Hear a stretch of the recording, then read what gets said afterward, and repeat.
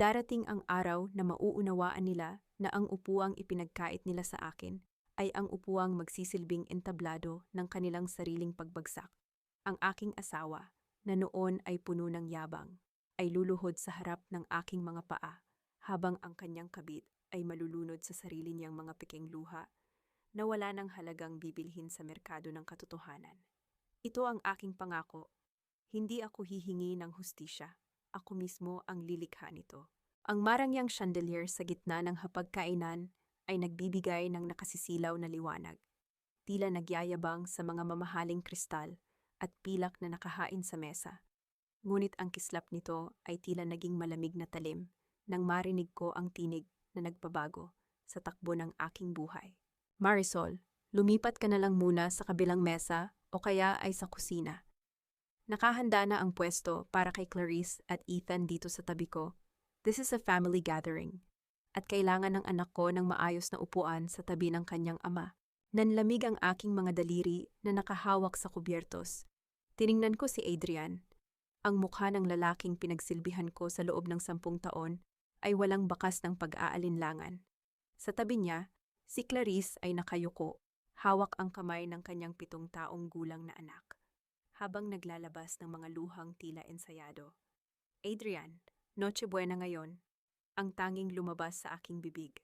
Mahinahon, ngunit may bigat na hindi niya inaasahan. I know it's Noche Buena, that's why I want my whole family together. Sagot niya ng may pagkairita. Si Clarice ang kailangan ko rito. Si Ethan ang magdadala ng pangalang Montemayor sa hinaharap bilang tagapagmana. Huwag mo nang gawing komplikado ang lahat, Marisol. You're a smart woman, understand the situation. Hindi nakaligtas sa aking pandinig ang mahinang tawa ni Doña Celia mula sa kabisera ng mesa. Makinig ka sa asawa mo, Marisol. Masyado ka kasing kampante. Isang babaeng galing sa probinsya na pumasok sa pamilyang ito. Dapat alam mo kung kailan ka dapat tumabi. Clarice belongs to our world. You were just a temporary necessity. Lumingon ako sa aking tabi. Ang anak kong si Sofia ay nakatingin sa akin. Ang kanyang maliliit na balikat ay nanginginig sa pigil na iyak. Nakita ko ang sakit sa kanyang mga mata nang marinig na may ibang batang tinawag na tagapagmana. Ang kanyang ama sa harap mismo ng kanyang mukha. Sa sandaling iyon, ang apoy ng pagmamahal na iningatan ko para kay Adrian ay tuluyang naging abo. Ngunit sa ilalim ng abong iyon ay may nabuong isang malamig at matigas na desisyon. Isang abiso ang pumasok sa aking suot na smartwatch. 11:30 ng gabi.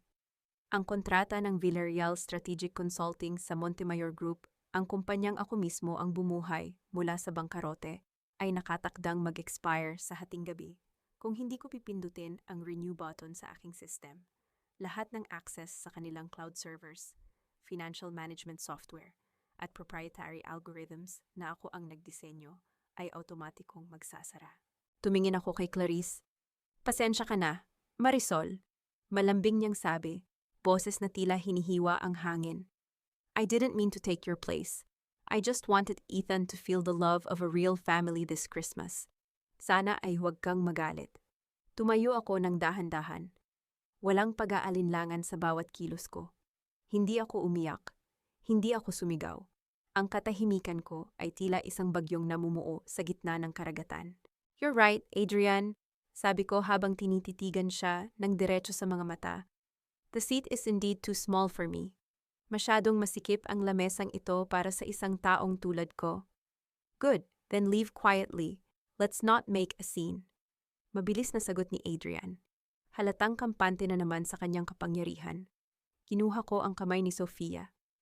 Halika na, anak. Hindi tayo kakain sa hapag na puno ng basura. What did you say, singhal ni Doña Celia? Tumayo ito at nanlaki ang mga mata. Hindi ko siya sinagot. Inabot ko ang aking laptop sa gilid ng buffet table. Sa loob ng ilang segundo, mabilis na lumipad ang aking mga daliri sa keyboard. Isang huling utos ang ibinigay ko sa System Revoke All Administrative Access. Transfer IP rights to Villarreal Private Vault. Wait, what are you doing with your laptop? Kunot nung tanong ni Adrian. May emergency ba sa kumpanya? Wala na, Adrian. Sagot ko habang isinasara ang laptop nang may sapat na lakas upang yumanig ang mga kristal na baso sa harap niya. Mula sa segundong ito, wala ka nang kailangang alalahanin sa kumpanya. I am officially resigning as your consultant. At dahil ang lahat ng software at system na ginagamit nyo ay pag-aari ko sa ilalim ng Villarreal Consulting. Binabawi ko na rin ang lisensya nyo. Anong pinagsasabi mo? You can't do that. This is my company, sigaw ni Adrian. Nagsisimula ng mabakas ang takot sa kanyang boses. Ngumiti ako isang ngiti na hindi umabot sa aking mga mata. Isang ngiti na tila yelo sa gitna ng disyerto. It was your name on the building, Adrian. But it was my brain in the office. Bukas, paggising nyo, malalaman nyo kung gaano kahalaga ang necessity na tinutukoy ng iyong ina. Hinubad ko ang aking wedding ring. Hindi ko ito ibinato. Maingat ko itong inilagay sa loob ng baso ng mamahaling wine ni Adrian. Ang singsing ay lumubog sa ilalim. Lumilikha ng maliliit na bula ng hangin. Merry Christmas, Adrian. I hope Clarice can help you explain to the Singaporean investors kung bakit hindi na mabuksan ang inyong database ngayong gabi. Tumalikod ako at naglakad palayo kasama si Sofia. Narinig ko ang malakas na pagtawag ni Adrian sa aking pangalan, ang tunog ng pagbagsak ng silya, at ang naguguluhang tinig ni Clarice. Ngunit hindi ako lumingon. Paglabas namin ng mansyon, ang malamig na hangin ng Desyembre ay humalik sa aking mukha. Ang bawat hakbang ko palayo sa bahay na iyon ay tila pagtatanggal ng isang mabigat na kadena sa aking leeg. Sa loob ng aking bulsa, nag-vibrate ang aking telepono. Isang mensahe mula sa aking abogado. The documents are ready, Marisol. We can start the liquidation of their debts tomorrow. Pumasok kami ni Sofia sa sasakyan. Isinara ko ang pinto. Nilunod ang lahat ng ingay mula sa loob ng mansyon. Tumingin ako sa rearview mirror. Ang mga ilaw ng mansyon ng mga Montemayor ay tila maliliit na kandilang unti-unting namamatay sa gitna ng kadiliman. Ang aking laban ay hindi pa tapos. Sa katunayan, kasisimula pa lamang nito. At sa pagkakataong ito, hindi na ako ang asawang tagapagligtas. Ako na ang kanilang pinakamalupit na katotohanan. Darating ang madaling araw na mapagtatanto ng aking asawang naging taksil na. Ang gintong kumpanyang kanyang ipinagmamalaki ay isa lamang palang hungkag na kahuna ako ang nagbigay ng nilalaman. Mapapanood ko siyang makiusap sa mga investor na dati ay ako ang kumakausap. Ngunit sa pagkakataong ito, wala nang boses na sasagot sa kanya, kundi ang alingaw-ngaw ng sarili niyang kabiguan. Ang aking pananahimik ay hindi tanda ng pagsuko, kundi ang mitsa ng isang pagsabog, nawawasak sa bawat pundasyon ng kanyang kasinungalingan. Sa loob ng opisina ng Montemayor Group sa Makati, ang hangin ay naging kasing bigat ng tingga. Ang bawat computer screen ay nagpapakita ng iisang mensahe, Access Denied, Contact System Administrator. Si Adrian ay nakatayo sa gitna ng IT department. Ang kanyang mukha ay kasing pula ng alak na iniwan ko sa mansyon. What do you mean you can't bypass it? I am the CEO. Ang sigaw ni Adrian ay yumanig sa buong palapag. Dahilan upang mapayuko ang mga empleyadong kanina pa hindi mapakali. Sir, ang buong source code at database access ay nakatali sa isang private server na pag-aari ng Villarreal Consulting. Wala po kaming pahintulot na pumasok. Lahat ng backup ay naka-encrypt. Sagot ng head programmer na nanginginig ang mga kamay habang pilit na pinipindot ang mga keyboard na tila walang silbi. Habang nagaganap ang dilubyong iyon sa Makati, ako ay nasa isang tahimik na suite sa isang hotel. Ang tanging tunog na naririnig ko ay ang mahina at pantay na paghinga ni Sofia na mahimbing nang natutulog sa malambot na kama. Sa harap ko, sa isang maliit na bilog na lamesa, ay nakaupo si Liza. Siya ang aming matagal ng accountant, ang tanging tao sa kumpanya na nakakaalam kung saan nanggagaling ang bawat sentimo na bumubuhay sa marangyang buhay ng mga Montemayor. Handa na ang lahat, Marisol. Bulong ni Liza habang iniaabot sa akin ang isang makapal na folder. Dito nakalista ang lahat ng personal na perang inilabas mo para sa kanila. 10 taon ng mga resibong itinago natin. Binuklat ko ang folder. Ang bawat pahina ay tila isang sugat na ngayon ay nagsisimula ng gumaling. 6 na milyong piso para sa operasyon sa puso ni Doña Celia na ayon sa kanya ay galing sa ipon ni Adrian. 3 milyong piso para sa matrikula at luho ni Patricia sa Europa na ang akala niya ay bunga ng kanyang sariling pagsisikap. At higit sa lahat, ang 20 milyong pisong ipinantubos ko sa lupain ng mga Montemayor nang malapit na itong hatakin ng bangko noong panahon ng pandemya. Hindi sila makakapagtago. Liza, bawat sentimo ay may resibo. Bawat sakripisyo ay may katumbas na utang. Sabi ko habang hinahaplos ang mga dokumento, biglang nyanig ng malakas na katok ang pinto ng suite. Hindi na ako nagulat. Alam ko ang desperasyon ni Adrian. Binuksan ko ang pinto at bumungad ang aking asawa. Pawisan, lukot ang mamahaling barong, at ang mga mata ay puno ng galit na hinaluan ng takot. Marisol, what the hell is this? I unlock mo ang system ngayon din. You are sabotaging my family's legacy. Pumasok siya sa loob nang hindi man lang tinitingnan kung gising ang kanyang anak. Legacy. Bahagya akong natawa, isang tunog na walang bahid ng saya. Legacy ba ang tawag mo sa isang kumpanyang hindi makagalaw nang wala ang aking pirma? Legacy ba ang tawag mo sa mga utang na ako ang nagbabayad? Huwag mo akong idaan sa ganyan. You're doing this because of Clarice. Because I chose my son. Napakababaw mo. This is business. Marisol. Lumapit siya sa akin. Pilit akong dinuduro gamit ang kanyang nanginginig na daliri. You are just a consultant. I can sue you for this. Hindi ako kumurap. Sa halip ay kinuha ko ang makapal na folder mula sa lamesa at marahas na inihagis ito sa kanyang dibdib. Ang mga papel ay nagliparan sa sahig, tila mga puting talulot ng bulaklak sa isang burol. Basahin mo, Adrian. Basahin mo ang bawat numero dyan. Ang boses ko ay kasing lamig ng aircon sa loob ng silid. Hindi ko sinasabotahe ang kumpanya mo. Itinigil ko lang ang pagbuhat sa inyo. I didn't sabotage you. I just stopped carrying you. Yumuko si Adrian at kinuha ang isang papel. Ang kanyang mga mata ay nanlaki nang makita ang dokumento ng pagsasanla ng kanilang lupain. Wait, bakit pangalan mo ang nakalagay dito bilang nagbayad dahil noong panahong nagsusugal si Patricia at ang nanay mo ay abala sa pagbili ng mga alahas habang nalulugi ang kumpanya? Ako ang naglabas ng sarili kong pera para hindi kayo mapunta sa kalsada. 10 taon, Adrian. 10 taon akong naging anino sa likod mo. Tinitiyak na hindi ka magmumukhang talunan sa harap ng mundo. Lumapit ako sa kanya.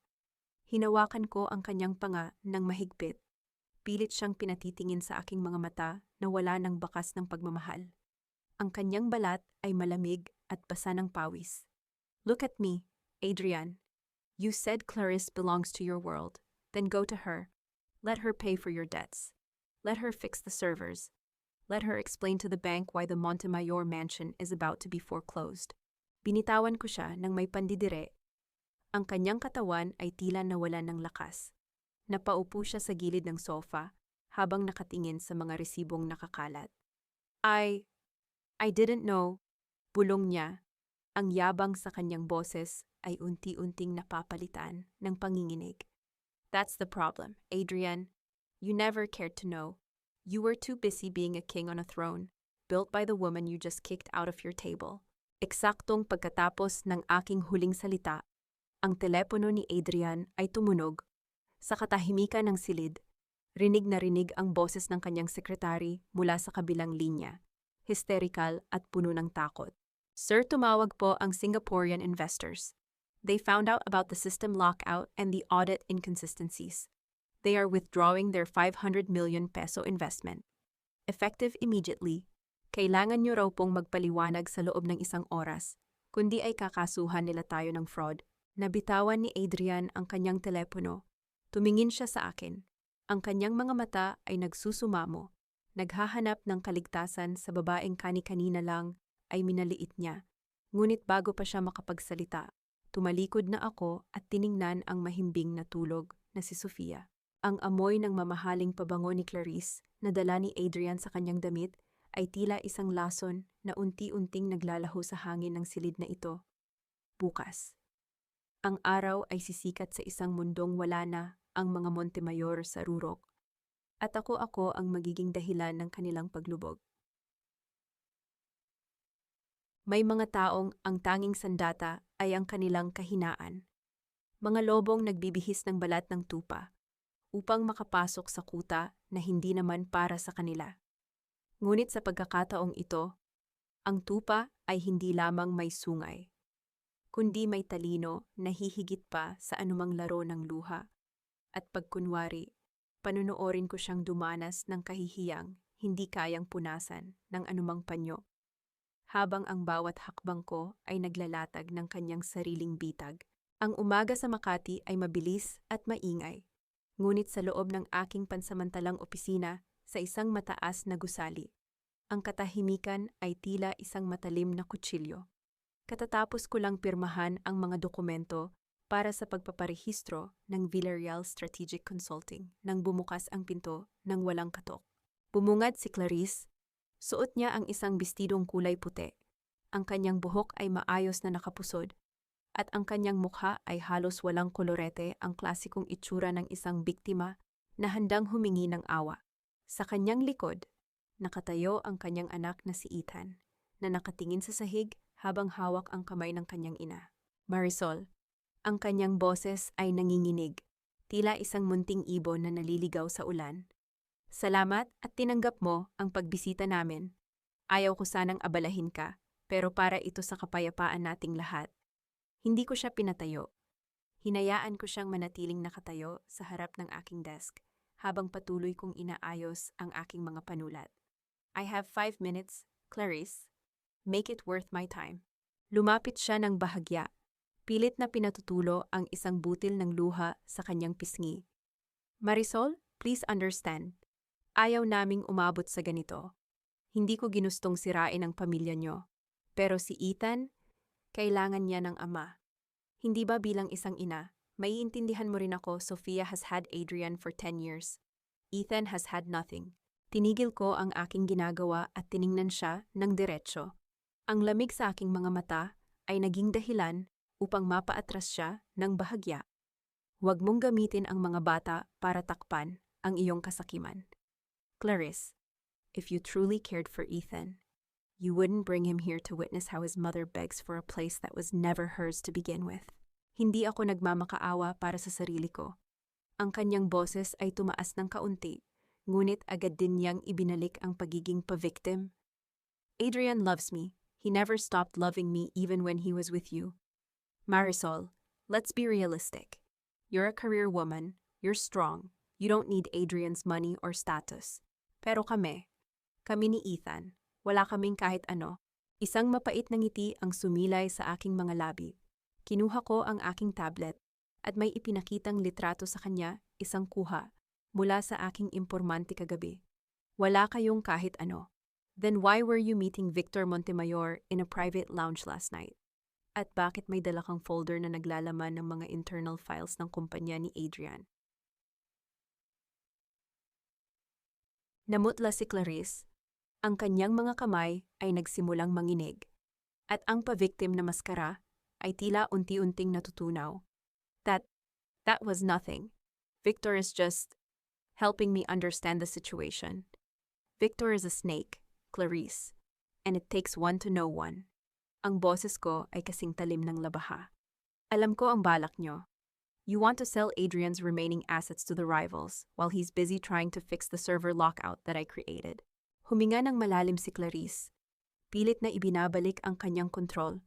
May kinuha siyang checkbook mula sa kanyang mamahaling bag at mabilis na nagsulat. Inilapag niya ang tseke sa ibabaw ng aking lamesa. 5 million pesos, sabi niya. Ang kanyang tinig ay wala na ang tamis, kundi puno na ng banta. That's more than enough for you and Sofia to move to another province and start over. Just sign the annulment papers and give Adrian the master password to the systems. Huwag mo nang pahirapan ang sarili mo, Marisol. You've already lost the husband. Don't lose the chance to have a peaceful life. Tiningnan ko ang tseke, 5 milyong piso. Isang halagang barya lang kumpara sa nawala sa mga Montemayor ngayong araw. Dahan-dahan kong kinuha ang tseke. Nakita ko ang panandaliang ningning ng tagumpay sa mga mata ni Clarice. Akala niya ay tulad ako ng ibang babaeng matitira sa pera. Inilapit ko ang tseke sa aking mukha. Tiningnan ang bawat detalye nito. At pagkatapos ay dahan-dahan itong pinunit sa 4 na bahagi. Ang tunog ng napunit na papel ay naging tanging ingay sa loob ng opisina. Inihulog ko ang mga piraso sa basurahan sa aking tabi. My dignity is not for sale, Clarice, especially not to someone who is using a checkbook that is probably linked to a bank account that Victor funded using embezzled money. Sabi ko habang tumatayo. And for your information, 5 million pesos is exactly the amount of debt that Adrian's sister, Patricia, incurred last month. Gusto mong makatulong, ibigay mo yan sa kanya. You're impossible. Sigaw ni Clarice, nakalimutan na ang presensya ng kanyang anak. You think you're so high and mighty. Let's see where your pride takes you when Adrian officially files for abandonment. Tell him to do it. It will only make the court case for his debts much faster. Sagot ko habang tinatawag ang aking secretary sa intercom. Gina, please escort Miss Clarice and her child out and make sure to sanitize the area afterwards. The smell of desperation is quite overwhelming. Padabog na umalis si Clarice. Hila-hila si Ethan, na ngayon ay umiiyak na dahil sa takot. Nang sumara ang pinto, hindi ako huminga ng malalim. Wala akong oras para sa emosyon. Eksaktong pag-alis nila, pumasok si Liza, ang aking accountant. Ang kanyang mukha ay puno ng kaba at pagkamangha. Marisol, kakatanggap ko lang ng report mula sa Land Registry Office. What is it, Liza? Tanong ko habang inaayos ang aking salamin. Ang mansyon ng mga Montemayor sa Forbes Park. Ang lupang kinatatayuan nito ay hindi pala sa kanila nakapangalan ng buo. It was used as collateral for a massive loan from the Villarreal Trust Bank 5 years ago. Paliwanag ni Liza, ang kanyang mga kamay ay nanginginig habang iniaabot ang mga dokumento. Napatigil ako. Ang Villarreal Trust Bank ay ang bangkong itinatag ng aking lolo sa probinsya, na ngayon ay pinamamahalaan ng aking mga pinsan. And who owns the majority shares of the trust now? You do, Marisol. Ang shares na iniwan ng lolo mo sa'yo, ito ang bumubuo sa halos 60% ng bangko. Technically, you own the debt of their house. At ayon sa record, 3 buwan na silang hindi nakakapagbayad ng interest. Isang malamig na ngiti ang gumuhit sa aking mga labi. Ang tadhana ay may kakaibang paraan ng pagbabalik ng balanse. Hindi ko lang hawak ang kanilang kumpanya. Hawak ko ang mismong bubong na sinisilungan nila. Kinuha ko ang aking telepono at tinawagan si Attorney Amku. Santian. Attorney, I have a new assignment for you. I want a formal notice of foreclosure delivered to the Montemayor residence. Tomorrow morning, during their family brunch. Nabalik ang aking tingin sa bintana, kung saan tanaw ang mga naglalakihang gusali ng Makati. Ang bawat ilaw ay tila isang saksi sa aking muling pagbangon. Hindi lang ako aalis sa kanilang buhay. Palalayasin ko rin sila sa mundong akala nila ay kanila habang buhay. Ngunit ang hindi ko alam, habang binubuo ko ang aking plano, may isang lihim na koneksyon si Clarice sa aking nakaraan sa Amerika. Isang lihim na maaaring magpabago sa tingin ko sa lahat ng nangyayari. Isang pangalan ang nabanggit sa isang lumang email na kakarating lang sa aking inbox. Adrian was never the only one Clarice was after.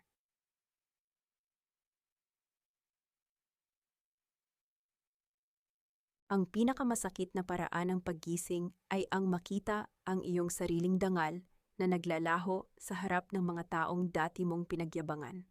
Panonoorin ko ang aking dating biyenan habang pilit niyang isinasalba ang isang reputasyong matagal ng bulok sa ilalim, habang ang bawat hiyas na suot niya ay magsisilbing ebidensya ng kanyang sariling kahihiyan. Ito ang gabi kung saan ang anino ay magiging liwanag, at ang reyna ng kasinungalingan ay mawawala ng trono sa gitna ng maraming saksi. Ang grand ballroom ng isang mamahaling hotel sa Makati ay puno ng mga bulaklak na ang bango ay tila pilit na nagtatakip sa amoy ng nabubulok na sikreto. Ito ang charity gala ni Doña Celia, isang event na dinisenyo upang ipakita sa buong Maynila na ang mga Montemayor ay nananatiling matatag sa kabila ng mga balibalitang nagkakagulo ang kanilang kumpanya. Sa gitna ng entablado, nakatayo si Doña Celia. Suot ang kanyang kulay asul na gown at ang tila nagniningning na kwintas na brilyante. Ang pamilya Montemayor ay laging narito para sa bayan. Ang kanyang tinig ay puno ng peking tamis. Dahil ang tunay na yaman ay nasa pagbibigay, hindi lamang sa pag-aari. Narinig ko ang mahihinang palakpakan mula sa mga panauhin. Sa gilid ng ballroom, nakita ko si Adrian na pilit na ngumingiti sa mga business partners. Kahit halata ang pangingitim sa ilalim ng kanyang mga mata. Sa tabi niya ay si Clarice, na tila isang anino na pilit na nagpapanggap na bahagi ng liwanag. Dahan-dahan akong naglakad papasok sa ballroom. Hindi ako nagsuot ng magarbo. Isang simpleng itim na silk dress na yumayakap sa aking katawan ang aking suot. Ngunit ang bawat hakbang ko ay nagdadala ng awtoridad na hindi kayang bilhin ng anumang gown. Kasunod ko si Attorney Santillan na may dalang isang itim na leather briefcase. Napatigil ang bulungan nang mapansin nila ang aking presensya. Napalingon si Doña Celia. Ang kanyang mga mata ay nanlaki nang makita ako. Marisol, anong ginagawa mo rito? This is an exclusive event for donors and respectable families. Hindi ito lugar para sa mga taga-probinsyang nawawalan na ng katinuan. Hindi ako tumigil sa paglalakad hanggang sa makarating ako sa harap mismo ng entablado. Huwag kang mag-alala, Doña Celia. Narito ako hindi bilang isang panauhin, kundi bilang kinatawan ng Villarreal Trust Bank, ang bangkong may hawak ng iyong kinabukasan. Lumapit si Adrian. Ang kanyang boses ay puno ng babala. Marisol, please, not here. Huwag mong ipahiya ang pamilya sa harap ng lahat. Pag-usapan natin ito sa opisina. Ipinahiya ang pamilya, bahagya kong itinaas ang aking kilay. Adrian, ang kahihiyan ay wala sa aking mga salita. Ang kahihiyan ay nasa katotohanang ginagamit nyo ang perang hindi inyo para sa event na ito. Kinuha ni Attorney Santillan ang isang dokumento mula sa briefcase at iniabot ito sa akin. Itinaas ko ito upang makita ng lahat. Doña Celia, ang kwintas na suot mo ngayon ay binili 5 taon na ang nakalilipas. Ang resibo nito ay nakapangalan sa akin. At ang perang ginamit ay galing sa aking personal na bonus bilang consultant. Ang operasyon mo sa puso noong 1 taon, narito ang hospital bill na binayaran ko gamit ang aking ipon. Dahil ang kumpanya nyo ay wala ng pondo noon. Ang boses ko ay kasing linaw ng kampana sa katahimikan ng ballroom. Sinungaling sigaw ni Doña Celia. Ang kanyang mukha ay naging kasing puti ng papel. Adrian, paalisin mo ang babaeng ito. At ang pinakaimportante sa lahat, pagpapatuloy ko, hindi binibigyang pansin ang kanyang pagsigaw. Ang mansyong tinitirhan nyo sa Forbes Park ay opisyal ng isa sa ilalim sa foreclosure. Dahil sa loob ng 3 buwan, hindi kayo nakabayad ng utang sa Villarreal Trust Bank. At bilang majority shareholder ng bangkong iyon, ako ang pumirma sa foreclosure notice na ito. Ang tunog ng pagbagsak ng baso ng champagne mula sa kamay ni Patricia, ang kapatid ni Adrian, ay naging tanging ingay na bumasag sa katahimikan. Ang mga panauhin ay nagsimulang magbulungan. Ang kanilang mga mata ay puno ng mapanghusgang tingin kay Doña Celia. You heartless woman. Doña Celia tried to lunge at me, but her legs failed her. Napaupo siya sa entablado. Ang kanyang marangyang gown ay kumalat sa sahig, tila isang basahang walang silbi. I am not heartless, Celia. I am just liquidation personified. Malamig kong sagot. Lumapit ako sa kanya at bumulong. Sapat na para siya lang ang makarinig. Ang maliit na apartment na ibibigay ko sa iyo sa probinsya, iyon ang tunay na sukat ng utang na loob na ibabalik ko sa iyo. Maging mapagpasalamat ka, dahil doon ay walang kailangang magpanggap. Tumingin ako kay Adrian, na nakatayo lang doon, tila isang rebulto ng pagkabigo. Sa tabi niya, si Clarice ay dahan-dahang umaatras palayo. Pilit na itinatago ang sarili sa likod ng mga tao. Alam niya na ang barkong sinakyan niya ay mabilis nang lumulubog. Adrian, bukas ng 8:00 ng umaga, darating ang mga auditor sa inyong kumpanya. At ang mga pulis ay maghihintay sa labas para kay Victor. Sabi ko habang tinititigan siya nang may halong awa. I warned you. The seat at the table was too expensive for you. Tumalikod ako at naglakad palabas ng ballroom. Ang tunog ng aking mga takong sa sahig ay tila isang martilyo na nagtatakip sa kabaong ng kanilang reputasyon.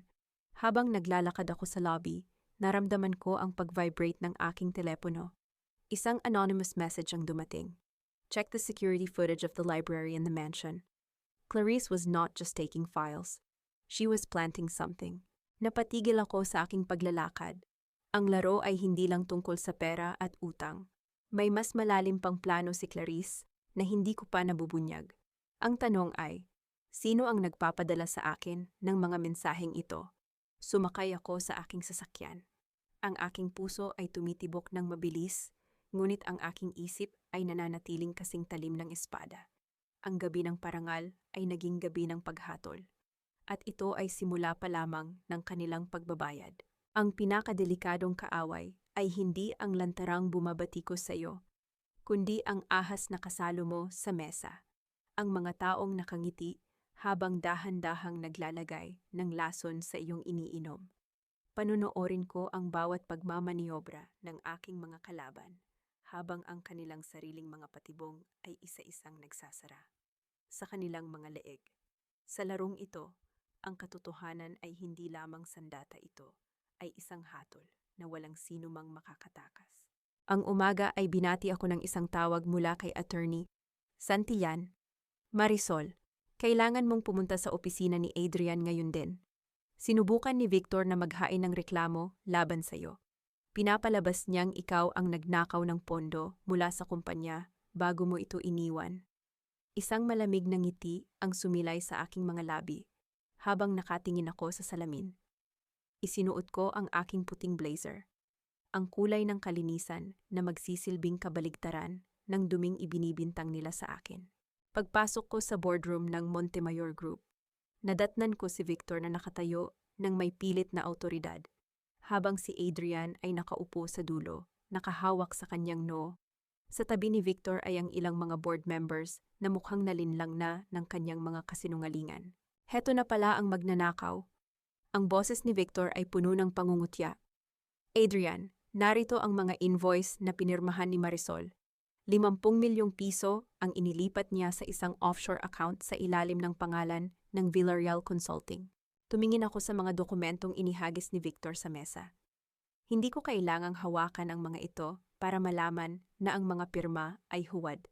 Victor, sa susunod na susubukan mong gayahin ang aking pirma, siguraduhin mong hindi mo gagamitin ang lumang format ng aking apelyido.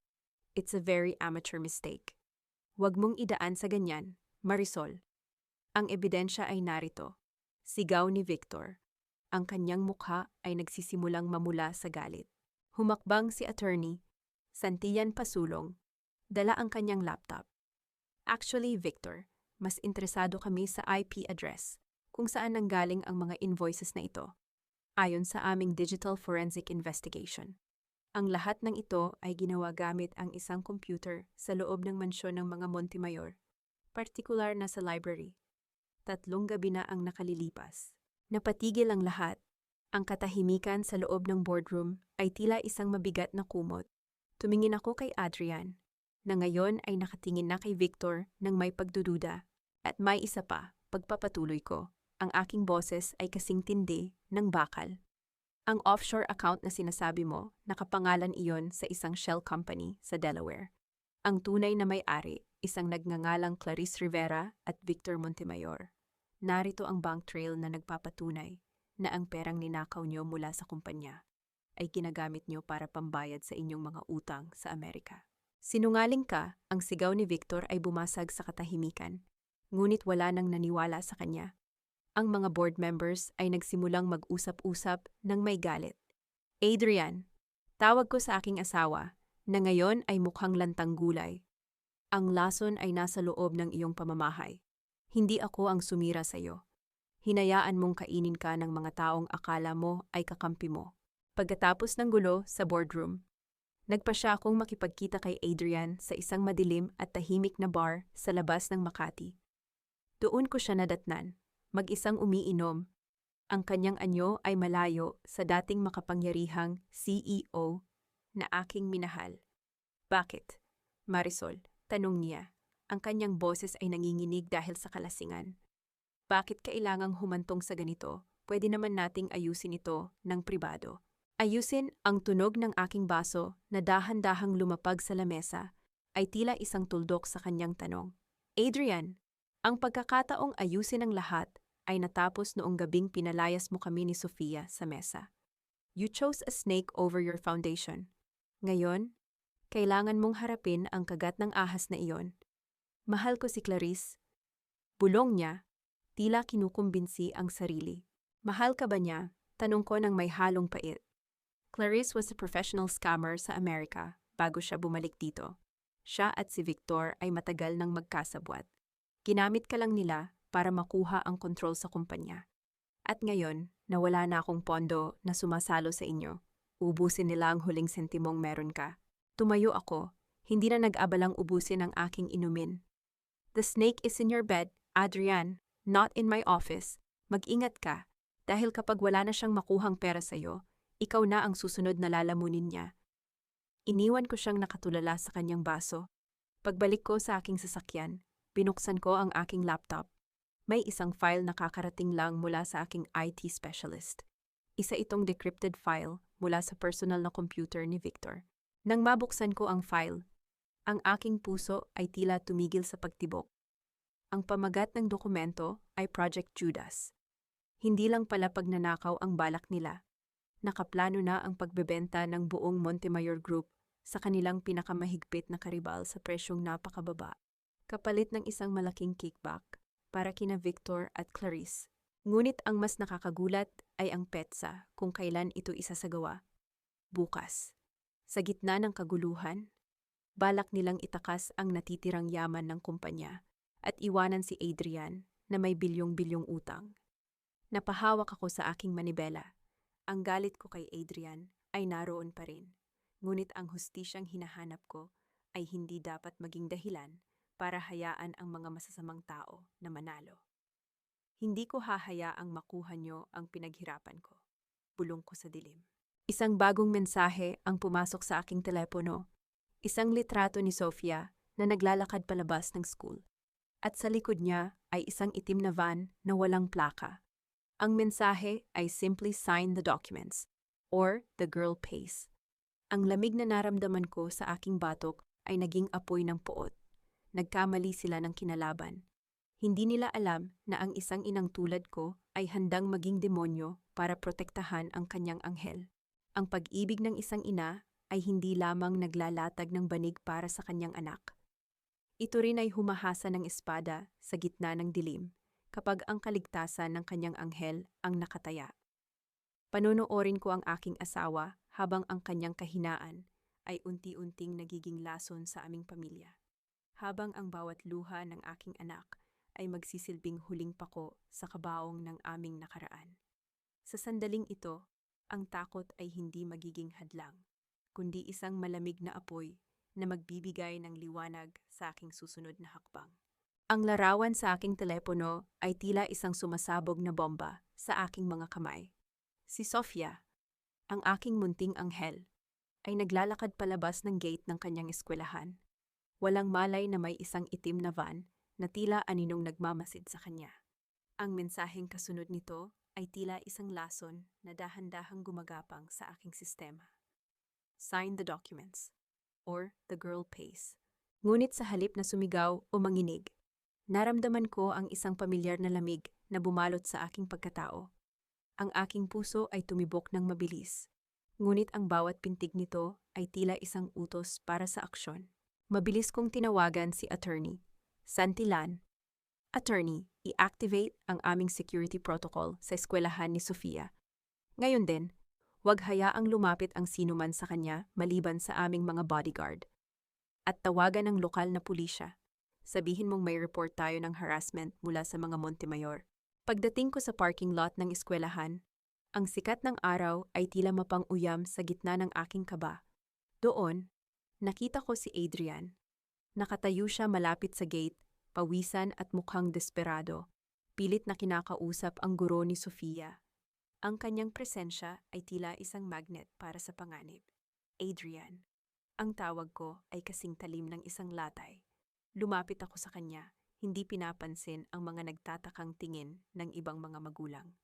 What are you doing here? I told you to stay away from Sofia. Marisol, please. Ang boses ni Adrian ay nanginginig. Wala na ang yabang ng isang CEO. Nakatanggap ako ng tawag mula kay Victor. Sinabi niyang kukuha siya ng insurance para masiguro na hindi tayo magpapakasal sa mga auditor. I came here to protect her. To protect her, bahagya akong natawa, isang tunog na puno ng pait. You brought the danger here, Adrian. Ang bawat hakbang mo ay binabantayan ni Victor. By coming here, you just led them to her. Sa sandaling iyon, lumabas si Sofia mula sa loob ng gate. Kasama ang aming security detail na mabilis na humarang sa paligid niya. Nang makita niya ang kanyang ama, napatigil siya. Walang yakap, walang takbo. Ang kanyang mga mata ay puno ng isang kalungkutan na hindi dapat nararanasan ng isang bata. Lumapit si Adrian sa kanya. Susubukan sanang hawakan ang kanyang balikat. Ngunit dahan-dahang umatras si Sofia. Dad! Ang boses ng aking anak ay mahina, ngunit tila isang kulog sa gitna ng katahimikan ng parking lot. If Ethan was the one outside the door that night, if it was Ethan crying in the rain instead of me, would you let him cry too? Ang tanong na iyon ay tila isang invisible na kamao na tumama sa dibdib ni Adrian. Nanlaki ang kanyang mga mata. Ang kanyang bibig ay bumukas, ngunit walang salitang lumabas. Ang katahimikan ni Adrian ay naging sapat na sagot para sa aking anak. I thought so. Bulong ni Sofia bago niya hinawakan ang aking kamay ng mahigpit. Let's go, Mommy. I'm tired. Tiningnan ko si Adrian, na ngayon ay nakaluhod na sa mainit na semento ng parking lot. Nakahawak sa kanyang ulo habang humihikbi. Ang kanyang pagkawasak ay hindi nagbigay sa akin ng saya, kundi isang malalim na pagkaawa sa taong minsan kong tinawag na asawa. The documents, Adrian. Sabi ko habang tinititigan siya mula sa itaas. Victor sent me a photo of Sofia. He threatened her. If you have any shred of being a father left in your soul, you will give me the key to the library safe tonight. Doon itinago ni Victor ang Project Judas files. I can't. Bulong ni Adrian. He'll kill me. He's already killing you. Adrian, kinukuha niya ang kumpanya mo, ang dangal mo, at ngayon, pati ang anak mo. Is your life worth more than Sofia's safety? Hindi ko na hinintay ang kanyang sagot. Isinakay ko si Sofia sa aming armored SUV. Habang papaalis kami, nakita ko sa side mirror ang itim na van na dahan-dahang sumusunod sa sasakyan ni Adrian nang magsimula siyang umalis. Hindi sila sa amin nakasunod. Nakasunod sila sa kanya. Mommy, tawag ni Sofia habang nakatingin sa labas ng bintana. Is Dad a bad man? Huminga ako ng malalim, hinahaplos ang kanyang buhok. Your dad is a lost man, Sofia. At minsan, ang mga taong nawawala ay nakakasakit ng mga taong nagmamahal sa kanila nang hindi nila sinasadya. Nang makarating kami sa aming ligtas na bahay, isang supwena ang dumating sa aking email. Hindi ito laban sa akin. Ito ay isang supwena para kay Adrian Montemayor para sa kasong estafa na isinampa ng isang anonymous na biktima. Ngunit nang basahin ko ang mga detalye, ang nakalagay na complainant ay hindi isang tao, kundi isang korporasyon mula sa ibang bansa. Isang korporasyon na ang pangalan ay pamilyar sa akin mula sa aking mga araw sa Singapore. Clarice's former employer. Isang malaking puzzle ang unti-unting nabubuo sa aking isipan. Si Clarice ay hindi lang basta kabit. Siya ay isang piraso ng isang mas malaking makinarya na naglalayong ubusin ang pamilya Montemayor mula sa loob. At ang susunod na biktima ay hindi si Adrian kundi ang kumpanyang ako ang nagpatayo. Tumunog ang aking telepono, isang video call mula sa isang hindi kilalang numero. Nang sagutin ko ito, bumungad ang mukha ni Victor. Nakangiti siya, ngunit sa likod niya ay makikita ang loob ng library sa mansyon. May hawak siyang isang lighter. At sa harap niya ay ang mga orihinal na titulo ng lupa at mga kontrata. Say goodbye to the legacy, Marisol, sabi ni Victor nang may halong tawa. Kung hindi mo i-open ang system access sa loob ng 10 minuto, lahat ng ebidensya ng iyong mga resibo at ang mga titulo ng lupa ay magiging abo. Let's see who's the owner then. Ang apoy ng lighter ay lumapit sa unang pahina ng dokumento. Ang aking hininga ay napatigil. Ang bawat segundo ay tila isang hakbang patungo sa kawalan. Ang bawat kislap ng brilyante sa isang marangyang pagdiriwang ay walang halaga kung ang bawat butil nito ay nabili sa pamamagitan ng luha at pagtataksil. Darating ang panahon na ang mga dating nakatayo sa itaas ay titingala sa akin habang dahan-dahan silang nilalamon ng anino ng kanilang sariling mga kasalanan. Panonoorin ko ang kanilang pagbagsak mula sa isang luklukang ako mismo ang nagtayo, habang ang bawat tagumpay ko ay magsisilbing pinakamalamig na sampal sa kanilang mga mukha.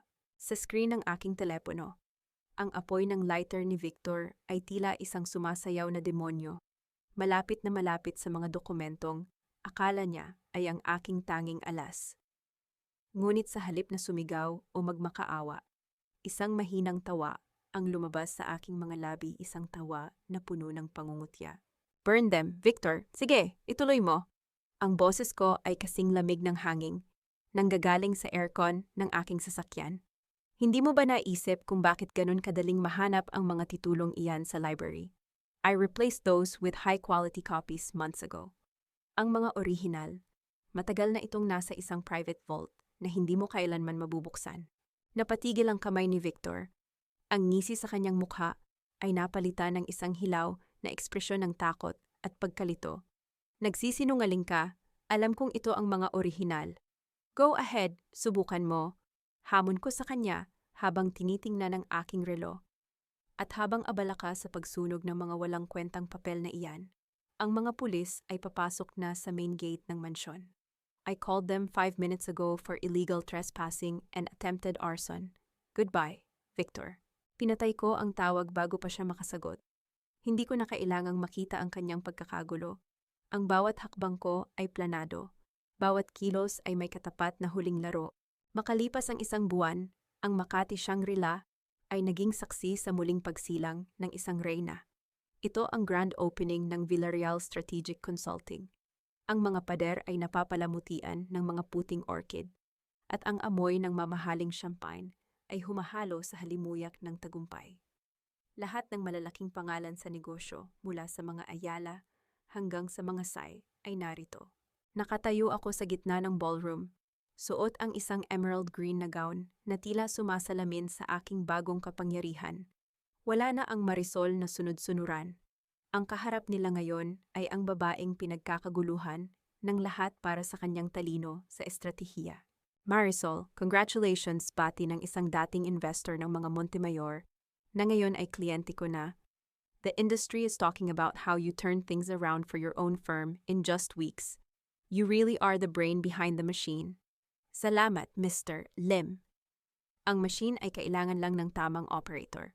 Sagot ko ng may tipid ng ngiti. Sa gitna ng pagdiriwang, napansin ko ang isang pamilyar na anyo sa gilid ng ballroom.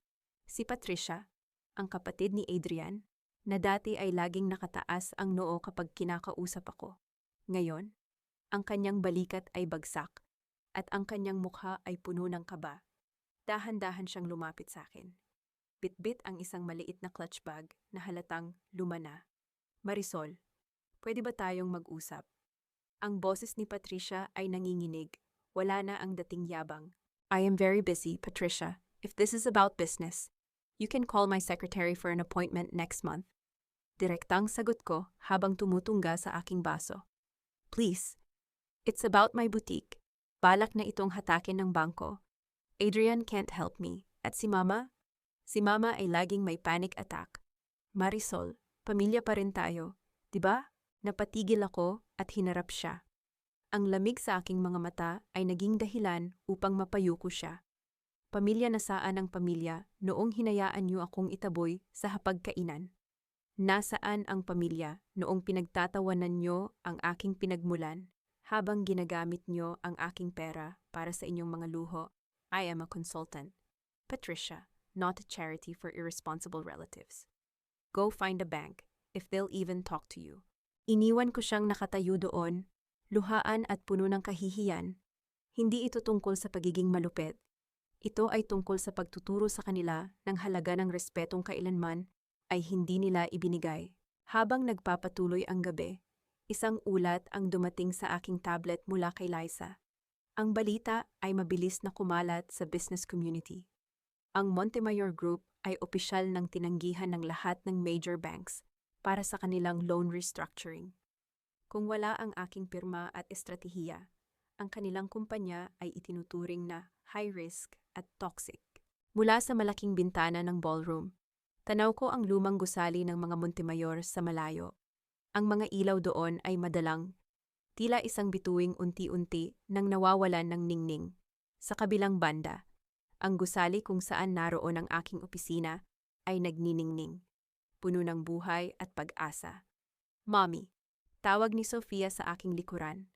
Lumapit siya, suot ang kanyang munting gown at may hawak na isang maliit na envelope. Ethan gave this to me in school today. He said it's a secret. Kinuha ko ang envelope mula sa aking anak. Nang buksan ko ito, nakita ko ang isang drawing ng dalawang bata at isang sulat na may mga maling spelling. Ngunit ang mensahe ay malinaw. Tell your mom, my mommy and Tito. Victor are fighting about a big box of money in the basement. They said it's from the Project Judas people. Ang aking puso ay tumibok ng mabilis. Hindi lang pala si Adrian ang ninanakawan ni na Victor at Clarice. May mas malaking transaksyong nagaganap sa likod ng lahat. At mukhang balak nilang gamitin ang huling pondo ng kumpanya para tumakas. Eksaktong sa sandaling iyon, ang tunog ng pag-toast ng champagne ay bumasag sa aking malalim na pag-iisip. Ngunit bago ko pa maibalik ang aking atensyon sa mga bisita, nakita ko si Adrian sa pintuan ng ballroom. Hindi siya imbitado. Ang kanyang buhok ay gulo-gulo, ang kanyang mata ay nanlilisik, at dumiretso siya sa kinaroroonan ni na Clarice at Victor na noon ay pilit ding nakikisalamuha sa labas ng hotel. Ang tunog ng isang malakas na sampal mula kay Adrian kay Victor ay umalingaw-ngaw hanggang sa loob ng lobby. Ang mga security guards ay mabilis na kumilos. Ngunit huli na, ang gabi ng aking tagumpay ay magiging gabi ng kanilang suktulang pagkawasak. Ang bawat pundasyon na itinayo sa ibabaw ng kasinungalingan ay nakatakdang gumuho, at ang bawat pader na binuo mula sa pagnanakaw ay magiging bilangguan ng mga taong nagtayo nito. Panonoorin ko ang pagluha ng aking dating biyenan habang nililisan niya ang mansyong akala niya ay kailanman ay hindi mawawala sa kanya.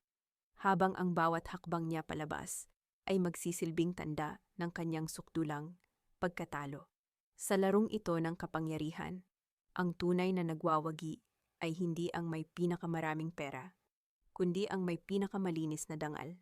Ang umaga sa Forbes Park ay nabalot ng ingay na hindi inaasahan ng mga kapitbahay na kabilang sa alta sosyedad. Ang tunog ng mga malalaking truck na dumarating at ang kalansing ng mga bakal na gate na pilit na binubuksan ay tila isang alarm clock na gumising sa katotohanang pilit na tinatakasan ng mga Montemayor. Hindi niyo pwedeng gawin ito. This is my house. I am Celia Montemayor. Ang sigaw ng aking dating biyenan ay umalingaw-ngaw sa malawak na hardin. Nakatayo siya sa tapat ng pinto, suot ang kanyang silk robe, habang pilit na hinaharangan ang mga tauhan ng bangko na may dalang mga utos ng foreclosure. Ma'am, mayroon po kaming court order. Ang ari-arian na ito ay kailangang bakantihin sa loob ng 3 oras. Ang boses ng sheriff ay walang emosyon, kasing tigas ng batas na kanyang ipinapatupad. Lumalagapak ang mga kahon sa marmol na sahig, habang ang mga gamit na dati ay simbolo ng kanilang yaman ay dahan-dahang inilalabas. Ang mga antik na vase, ang mga mamahaling painting, at maging ang mga paboritong upuan ni Doña Celia ay isa-isang isinasakay sa truck. Sa gitna ng kaguluhan, nakatayo si Adrian sa gilid ng hagdanan, nakatingin sa kawalan. Ang kanyang mukha ay tila isang maskarang gawa sa abo. Nang makita niya si Clarice na dahan-dahang bumababa bitbit ang kanyang mga designer luggage, nagliwanag ng bahagya ang kanyang mga mata. Clarice, thank God. Tulungan mo si Mama. We need to find a place to stay. Ang boses ni Adrian ay puno ng pagsusumamo. Ngunit ang sagot ni Clarice ay hindi ang inaasahan niya. Isang malamig na tawa ang pinakawalan ng babae habang isinusuot ang kanyang sunglasses. Are you serious, Adrian? Look at this place. It's a disaster. I'm not a social worker for bankrupt families. I'm leaving. What but Clarice? We have Ethan. We have a future, sigaw ni Adrian. Hinahabol ang babaeng dati ay pinili niya kaysa sa akin. The future was supposed to be in a penthouse, not in a homeless shelter, sagot ni Clarice. Ang kanyang boses ay wala ng bakas ng pa-victim na tamis. And about Ethan?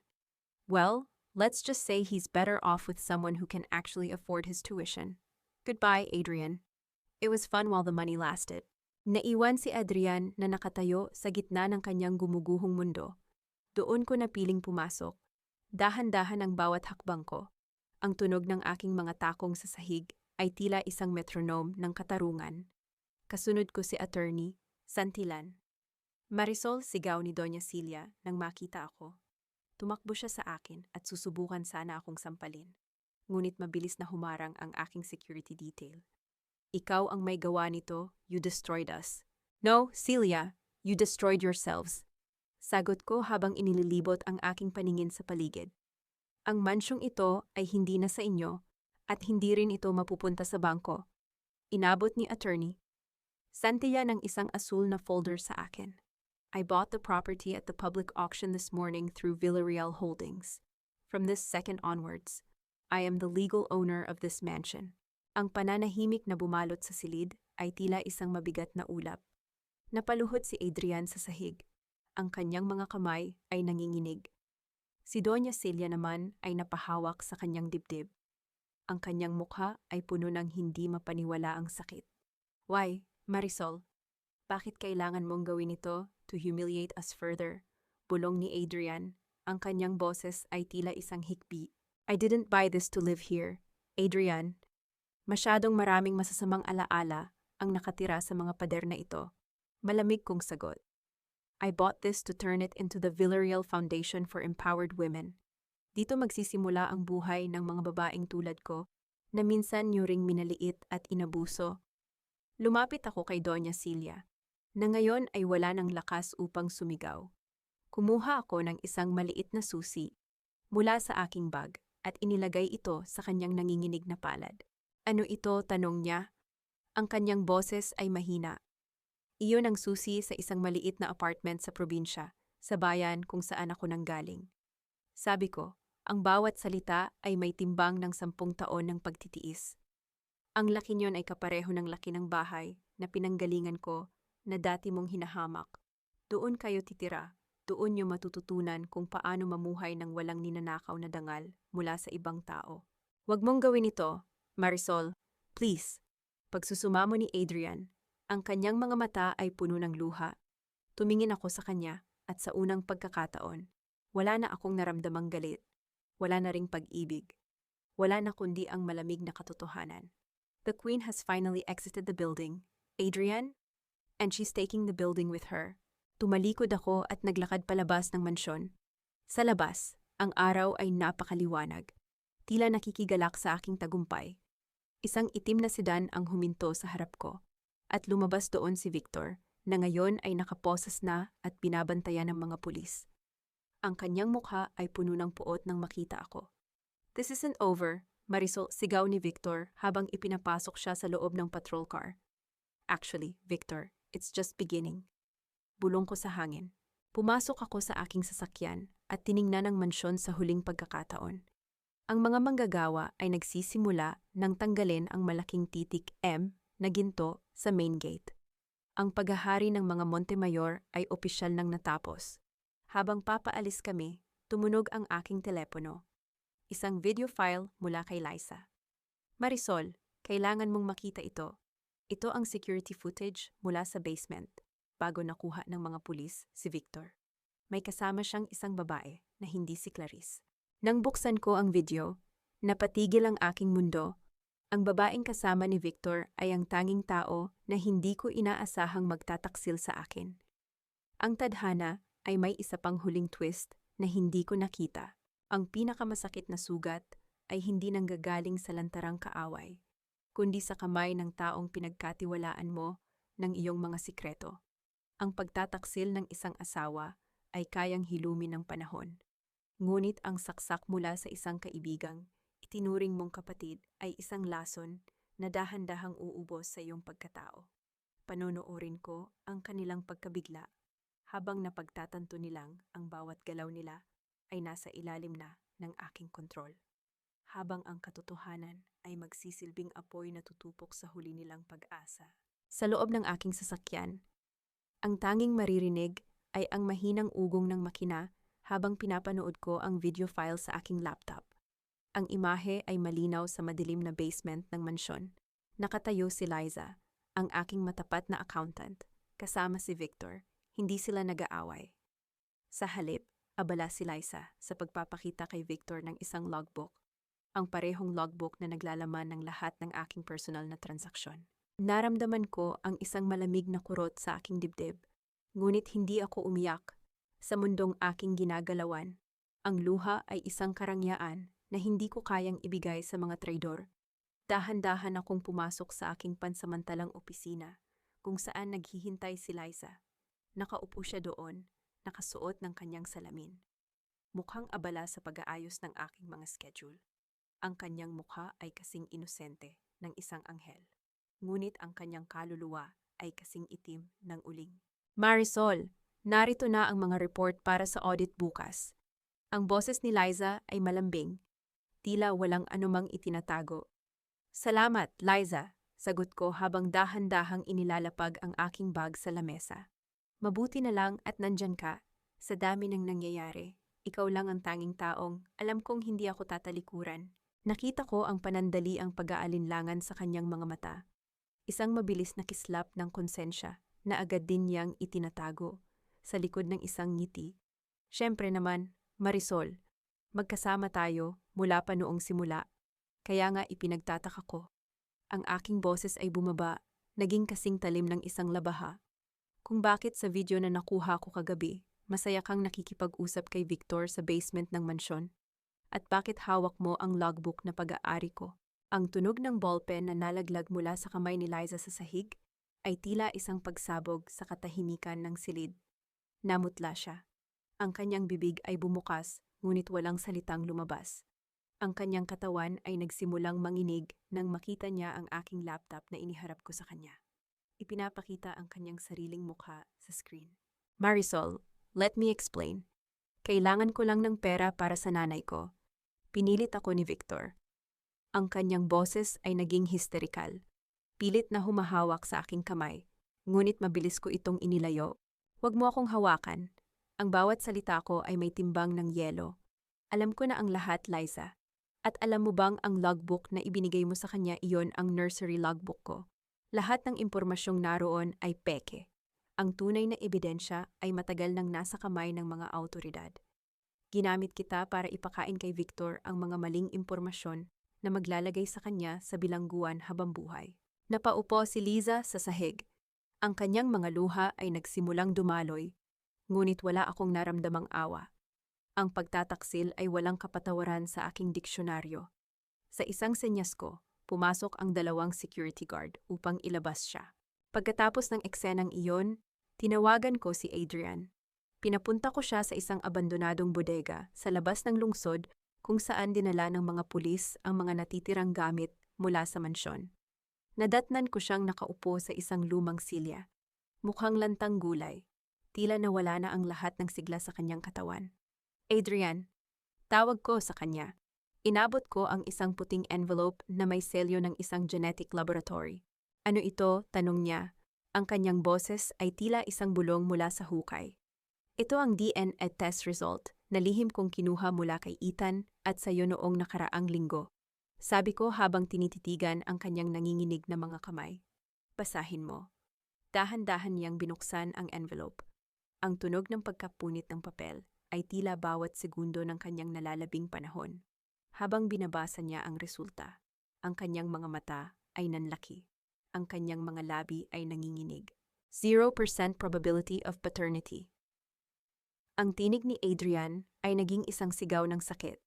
Hindi ko anak si Ethan. Hindi ko siya anak. Hindi, Adrian. Ang tunay na ama ni Ethan ay si Victor. Ang boses ko ay kasing lamig ng kamatayan.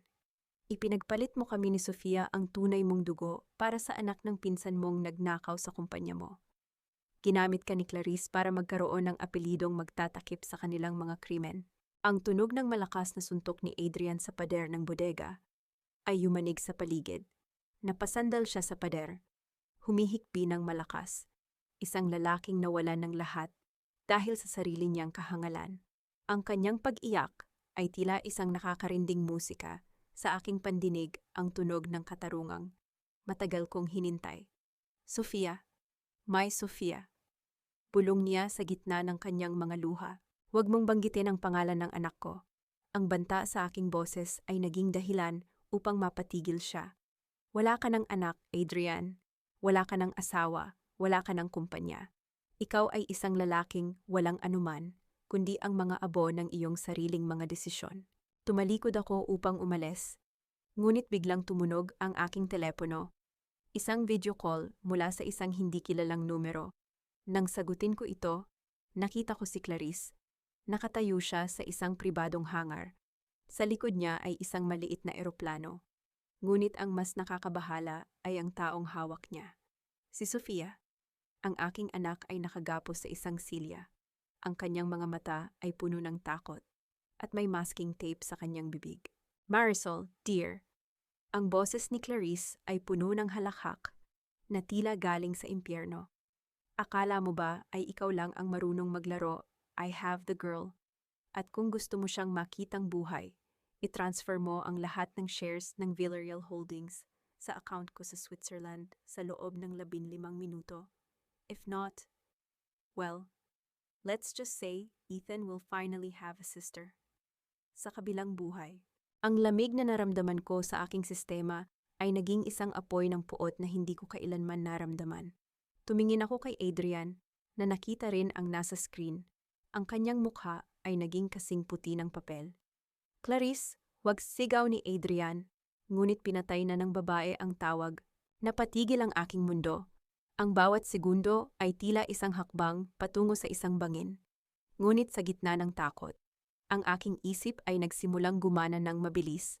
Ang GPS tracker na lihim kong inilagay sa relo ni Sofia noong isang linggo, ang tracker na akala ng lahat ay isang simpleng accessory lang.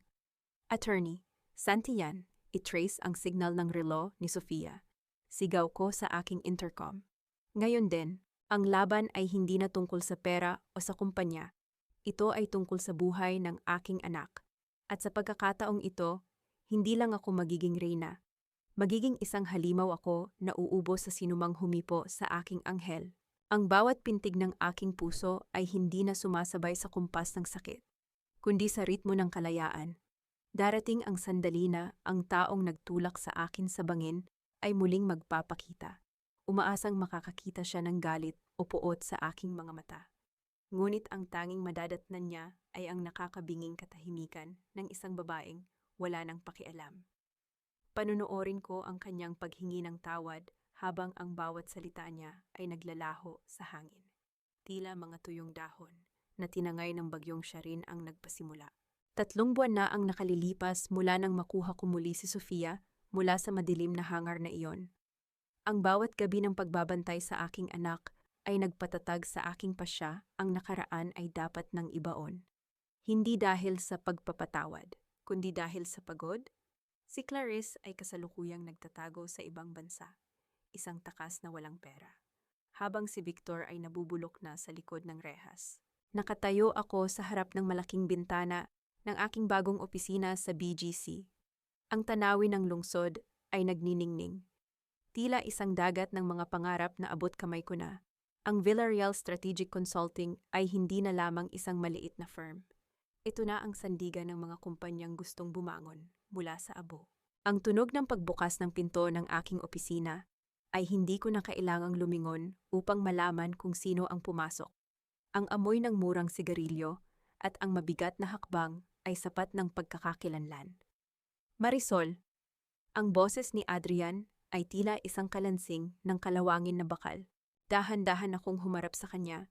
Napatigil ako nang makita ang kanyang anyo, ang dating makapangyarihang CEO na laging nakasuot ng plansadong suit ay nakatayo sa harap ko na dugyot.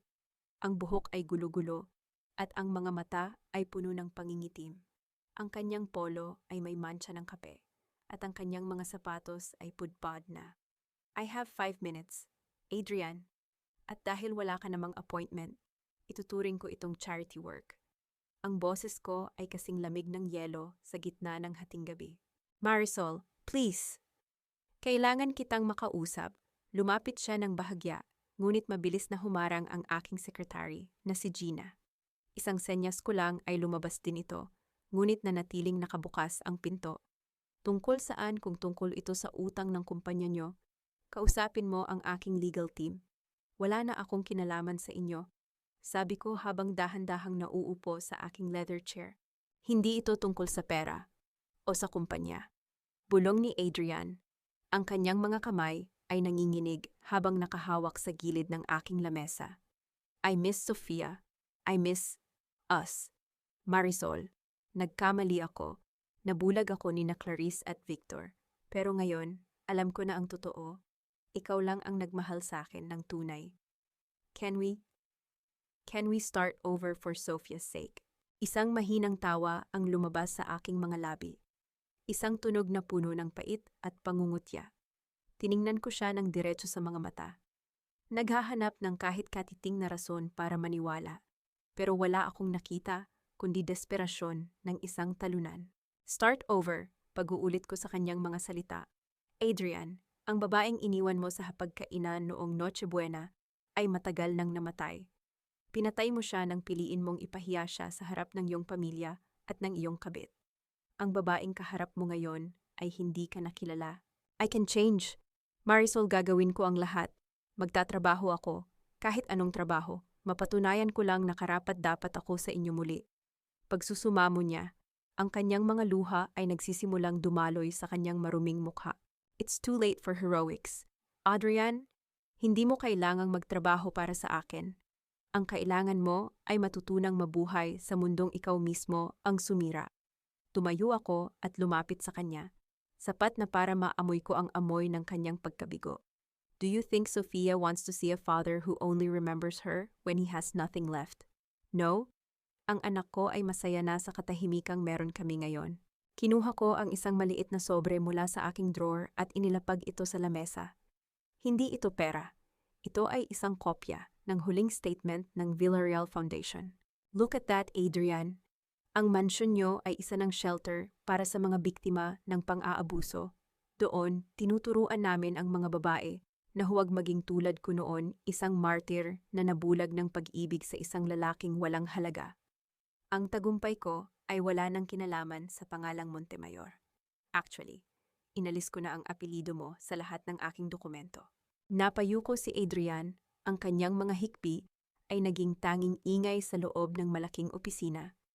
Ang kanyang pagkatao ay tila unt-unting naglalaho sa bawat salitang binibitawan ko. You're heartless. Bulong niya sa gitna ng kanyang pag-iyak. No, Adrian. I'm just finally rational. Sagot ko habang pinipindot ang intercom. Gina, please escort Mr. Montemayor out and give him some coins for his taxi. Mukhang kailangan niya. Tumalikod ako at muling tumingin sa bintana. Narinig ko ang mabigat na pagsara ng pinto ng aking opisina. Ang huling tunog ng pagsasara ng kabanata ng aming buhay. Ang bawat hakbang ni Adrian palayo ay tila pagtatanggal ng isang tinik na 10 taon ding bumaon sa aking puso. Makalipas ang ilang sandali, pumasok si Sofia. May hawak siyang drawing ng isang bahay na puno ng mga bulaklak. Tumingin siya sa akin. Ang kanyang mga mata ay nagniningning sa tuwa. Mommy, did the sad man leave? Tanong niya nang may inosenteng tinig. Yes, baby, he's gone. At hindi na siya babalik. Sagot ko habang kinakarga siya at hinahalikan sa noo. Ang aking tagumpay ay hindi nasusukat sa dami ng kumpanyang hawak ko, kundi sa katahimikang nararamdaman ko ngayon habang hawak ang aking anak. Ang reyna ay hindi na kailangan ng hari para mapanatili ang kanyang trono. Habang papaalis kami ng opisina, tumunog ang aking telepono. Isang mensahe mula kay Attorney Santillan. The awarding ceremony is about to start. You are the businesswoman of the year. Marisol, the world is waiting. Isang malalim na hininga ang aking pinakawalan. Ang laban ay tapos na, at ako ang huling nakatayo. Ang tunog ng mga flash ng kamera ay tila mga bituing sabay-sabay na sumasabog sa dilim. Isang nakasisilaw na paalala na ang dating anino ay isa na ngayong nagniningning na liwanag. Darating ang gabi na ang bawat mata sa loob ng bulwagang ito ay nakatuon sa akin. Hindi dahil sa aking apelyido, kundi dahil sa aking sariling pangalan. Panunoorin ko ang aking mga dating kaaway habang pilit nilang itinatago ang kanilang mukha sa dilim. Habang ang bawat hakbang ko sa pulang alpombra ay nagmamarka ng aking ganap na tagumpay. Ang Manila Hotel ay punong-puno ng mga pinakamakapangyarihang tao sa Pilipinas ngayong gabi. Ito ang gabi ng parangal para sa mga natatanging Pilipino. At ako ang sentro ng atensyon. Nakasuot ako ng isang itim na terno na may burdang pilak. Isang disenyong nagpapakita ng aking pinagmulan sa probinsya, ngunit may talim ng modernong Makati. Sa aking tabi, si Sofia ay nakasuot ng isang simpleng puting gown. Ang kanyang mukha ay puno ng saya at pagmamalaki. Kasama rin namin si Attorney Santillan na nakasuot ng barong Tagalog. Ang kanyang presensya ay nagbibigay ng karagdagang katiwasayan sa aking puso. "You look stunning, Marisol," bulong ni Attorney Santillan habang dahan-dahan kaming naglalakad sa gitna ng maraming tao. "This is your night. Ang buong bansa ay saksi sa iyong pagbangon." "Salamat, Attorney. Ngunit ang gabi na ito ay hindi lang para sa akin." Sagot ko habang ngumingiti sa mga reporter. Sa gilid ng malaking bulwagan, napansin ko ang isang grupo ng mga tao na pilit na sumisiksik sa likod ng mga waiter. Sina Doña Celia at Patricia iyon. Wala na ang kanilang mga mamahaling alahas. Ang suot nila ngayon ay mga lumang damit na halatang pilit na inayos para sa gabing ito. Nakita ko ang pagkahiya sa kanilang mga mata nang magtama ang aming paningin. Dati, ako ang naglalakad sa likod nila, bitbit ang kanilang mga gamit. Ngayon, kailangan nilang tumingala para lamang makita ang aking anino. "Mommy, look!" Itinuro ni Sofia ang malaking screen sa entablado. Ang aking pangalan, Marisol Villarreal, ay nakasulat sa malalaking titik na ginto. Walang Montemayor, walang bakas ng nakaraan. And now, for our Businesswoman of the Year, ang boses ng MC ay umalingaw-ngaw sa buong ballroom. Isang babaeng nagpatunay na ang tunay na kapangyarihan ay hindi namamana, kundi pinaghihirapan. Ang nagligtas sa maraming pamilya sa pamamagitan ng kanyang foundation at nagpakita ng bagsik ng talinong Pilipina. Let us welcome Miss Marisol Villarreal. Ang tunog ng malakas na palakpakan ay tila isang malaking alon na bumalot sa akin. Habang umaakyat ako sa entablado, naramdaman ko ang bawat hakbang ko bilang pagtatapos ng 10 taon ng pagtitiis. Nang makuha ko ang tropeyo, tumingin ako sa madla. Nakita ko si Adrian sa pinakahuling bahagi ng ballroom. Nakatayo malapit sa pinto ng exit. Nakasuot siya ng isang lumang jacket. Ang kanyang mukha ay puno ng lungkot habang pinapanood ako. Siya ay naging isang estranghero sa mundong dati, ay akala niya ay sa kanya. "Magandang gabi sa inyong lahat." Ang simula ko, ang boses ko ay matatag at walang panginginig. 10 taon akong nanirahan sa isang bahay kung saan ang aking halaga ay sinusukat lamang sa aking pagiging servant at necessity. Sinabihan ako na ang isang babaeng galing sa probinsya ay dapat laging nasa ilalim ng lamesa. Sandaling tumahimik ang buong ballroom. Nakita ko ang pagtungo ni Doña Celia sa kanyang upuan. Ngunit ngayong gabi, ang tropeyong ito ay patunay na walang sinumang tao ang may karapatang magdikta ng iyong halaga. Pagpapatuloy ko, ang aking mata ay dumiretso sa kinaroroonan ni Adrian. Sa lahat ng kababaihan na nakaranas na itaboy sa hapagkainan, tandaan niyo ito, huwag kayong maghanap ng upuan sa mesang hindi kayo nirerespeto. Bumuo kayo ng sarili niyong mesa. Bumuo kayo ng sarili niyong palasyo. Ang muling pagsabog ng palakpakan ay naging hudyat ng aking pinal na tagumpay. Pagbaba ko ng entablado, sinalubong ako ng mahigpit na yakap ni Sofia. "I'm so proud of you, Mommy," bulong niya. Ang kanyang mga luha ng tuwa ay dumampi sa aking balikat. Habang naglalakad kami palabas ng hotel, pagkatapos ng event, hinarang kami ni Adrian sa parking lot. Ang security guard ay mabilis na humarang, ngunit itinaas ko ang aking kamay upang patigilin sila. "Marisol, congratulations," bulong ni Adrian, hindi makatingin ng diretso sa akin. "I saw your speech. You were right. I was a fool. Alam ko, Adrian. Sagot ko, wala nang galit sa aking boses, kundi isang malalim na kawalan ng pakialam. At ang pagkakataong iyon ay hindi na babalik. Sana ay mahanap mo ang iyong sarili sa gitna ng abo na iniwan mo. Can I just hug Sofia? Tanong niya nang may panginginig. Tumingin ako kay Sofia. Ang aking anak ay dahan-dahang umiling at kumapit sa aking kamay. Let's go home, Mommy. We have our own celebration at home. Pumasok kami sa aming sasakyan nang hindi na lumingon muli. Sa rearview mirror, nakita ko si Adrian na nanatiling nakatayo sa dilim ng parking lot. Habang ang mga ilaw ng hotel ay unti-unting lumalayo, ang aking telepono ay muling tumunog. Isang mensahe mula kay Clarice. I lost everything. I'm in a shelter now. Please, Marisol, help Ethan. He has no one. Tiningnan ko ang mensahe at dahan-dahan itong binura. Hindi ko obligasyon na linisin ang kalat ng taong sumira sa aking pamilya. Ngunit alam ko sa aking puso na ang foundation na aking itinayo ay bukas para sa mga bata, kahit kay Ethan, dahil ang bata ay walang kasalanan. Ngunit si Clarice, siya ay dapat harapin ang bunga ng kanyang sariling kasamaan. Everything is finally in its right place. Pulong ko sa aking sarili, habang hinahawakan ang tropeyo sa aking kandungan. Ang bukas ay hindi na isang banta, kundi isang pangako ng kapayapaan.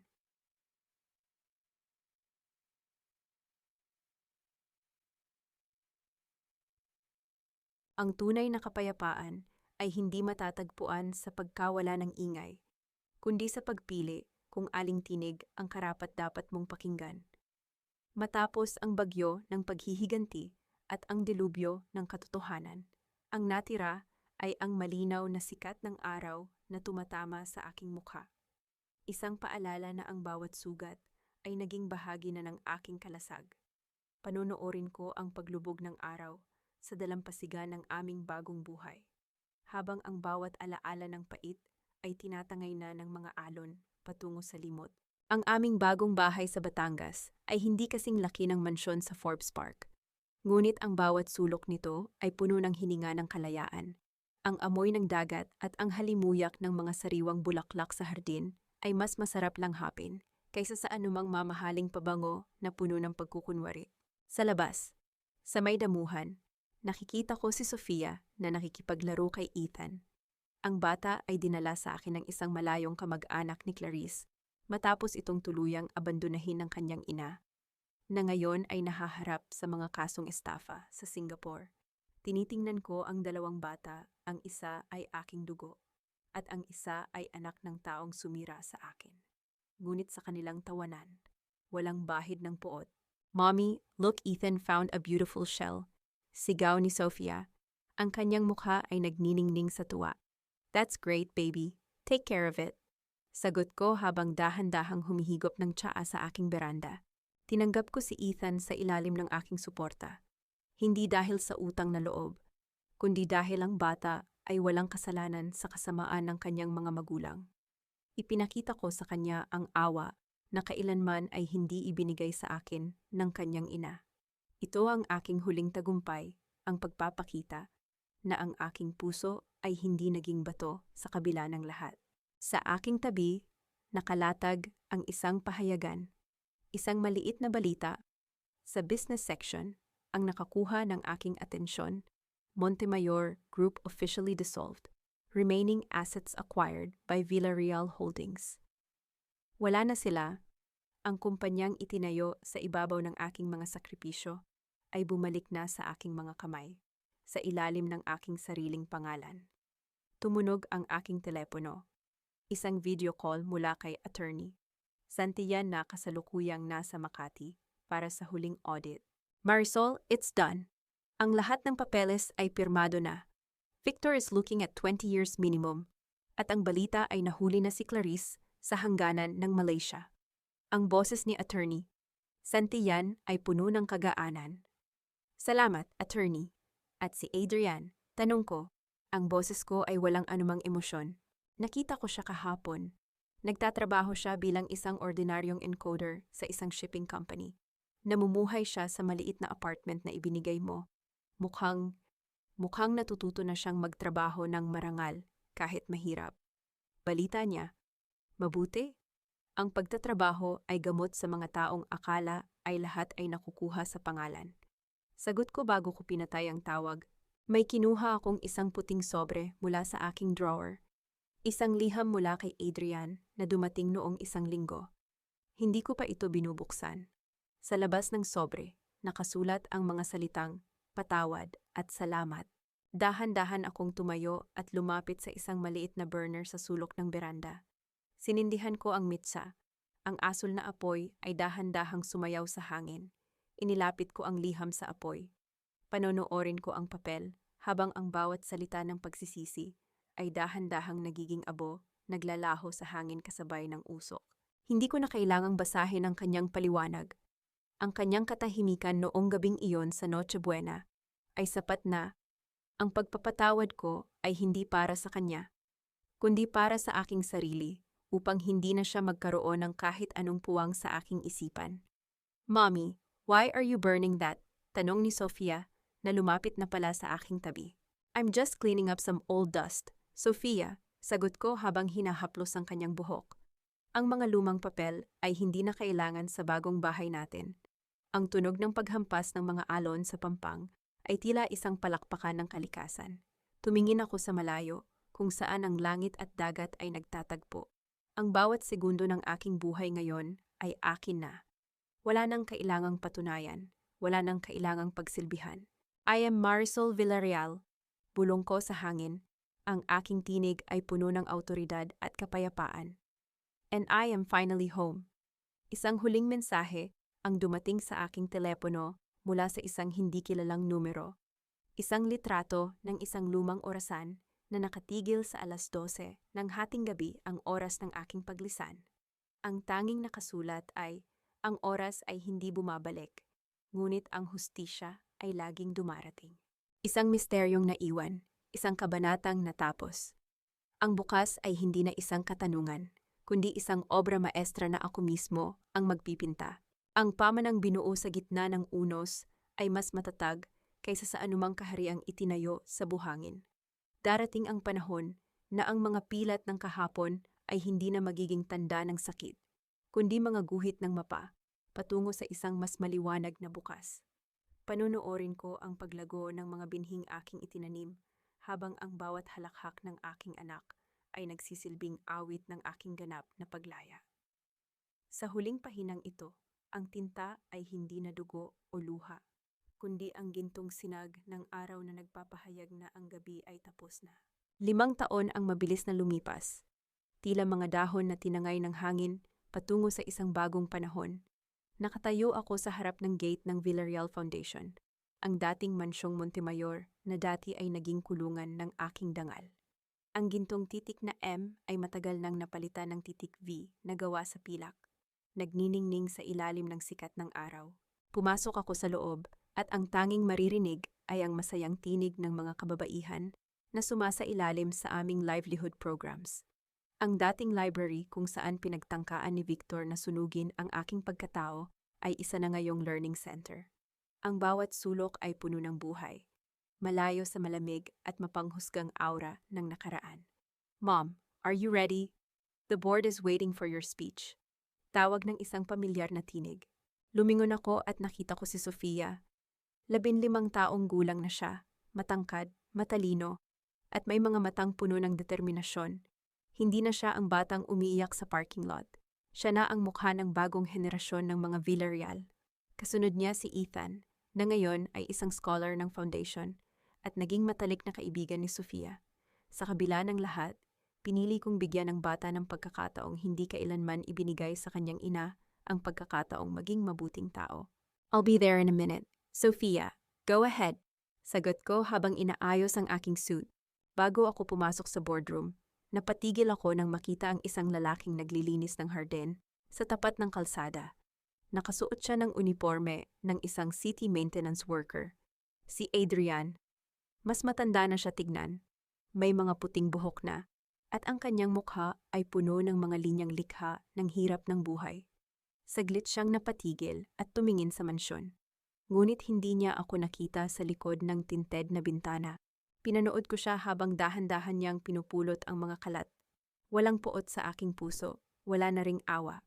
Si Adrian ay naging isang bahagi na lamang ng background ng aking mundo, isang paalala na ang karma ay hindi laging dumarating sa anyo ng kidlat.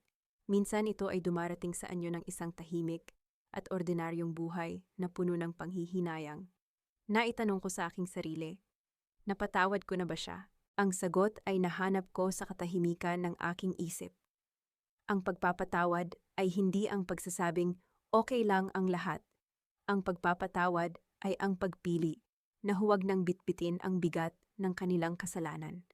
Pinalaya ko si Adrian sa aking buhay, hindi dahil karapat-dapat siya, kundi dahil karapat-dapat ako sa kapayapaan. Pumasok ako sa boardroom at hinarap ang mga taong naniniwala sa aking misyon. Ang bawat mukha sa silid na ito ay may sariling kwento ng pagbangon. Ang buhay ay hindi tungkol sa kung ilang beses kang itataboy sa hapagkainan. Ang simula ng aking maikling mensahe, ito ay tungkol sa kung paano mo gagamitin ang bawat piraso ng basag na kristal para makabuo ng isang bagong bintana na titingala sa langit. Ang Villarreal Foundation ay hindi itinayo para maghiganti. Itinayo ito para ipakita na ang isang babaeng marunong tumayo sa kanyang sariling mga paa ay hindi na kailanman kailangang lumuhod para sa pag-ibig o respeto. Ang palakpakan ay mahina, ngunit may lalim isang tunog ng pagkakaisa at pag-unawa. Matapos ang pulong, naglakad kami ni Sofia sa hardin. Ang hangin ay sariwa, at ang langit ay unti-unti nang nagiging kulay ube at ginto sa papalubog na araw. Mom, are you happy? Tanong ni Sofia habang nakakapit sa aking braso. I am more than happy, Sofia.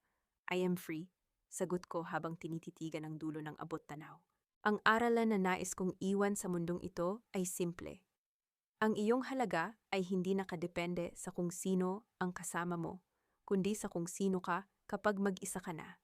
Ang pagtataksil ay isang pagsubok lamang upang malaman mo kung gaano ka katatag. At sa huli, ang pinakamagandang higanti ay hindi ang makitang nagdurusa ang iba, kundi ang makita ang iyong sarili na buo, masaya, at nagniningning ng higit pa sa inaakala nila.